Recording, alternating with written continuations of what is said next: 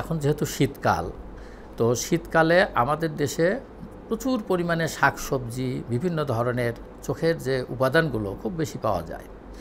তো এগুলো যদি সঠিকভাবে খাওয়া যায় তাহলে চোখ ভালো থাকবে। আর এছাড়া শীতকালে কিন্তু শরীর শুষ্ক থাকে, সেরকম চোখও কিন্তু একটু শুকনো হয়ে যায়, অর্থাৎ ড্রাই আইটা খুব বেশি দেখা যায়।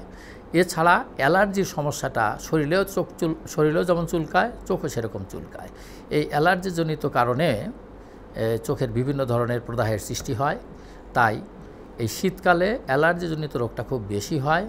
এছাড়া শীতকালে চোখটা ড্রাই হয়ে যায়, এই জন্য আর্টিফিশিয়াল টিয়ার আমরা ব্যবহার করি, অথবা রুগীদেরকে বলে থাকি যে ঘন ঘন চোখটা ধুবেন, চোখটা যেন ভিজা থাকে, শুকনো মানে একদম শুষ্ক না হয়। চোখ শুষ্ক হলেই তখন চোখটা লাল হয়ে যাবে, খসখস করবে, চোখে মানে আরাম পাওয়া যাবে না।